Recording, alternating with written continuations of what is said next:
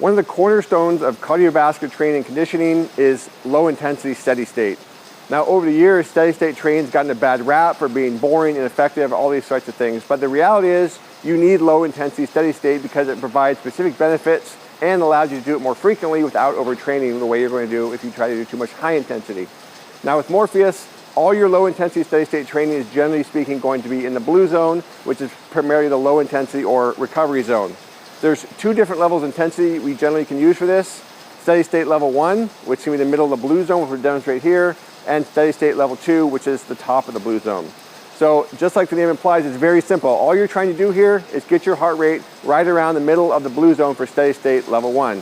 And you can see as Luca ramps up here, he's just going to start increasing the intensity gradually until he gets his heart rate up into the middle of that blue zone. And then his goal is to simply keep it right around that range. The nice thing is you can do a variety of exercises here. You can do anything really from seating the bike, rower, cardiovascular exercises, sled.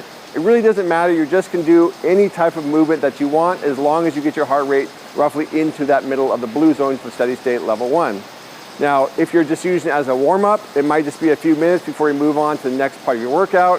If you're doing it for the actual conditioning part of your workout, you can do anywhere from 15, maybe 20 minutes if it's a recovery type session, up to 45, 60 minutes or longer if your goal is to actually develop the aerobic system using this particular method. That's also referred to as cardiac output because one of the things it does is develop a greater level of cardiac output or the ability of the heart to pump blood and oxygen throughout the body.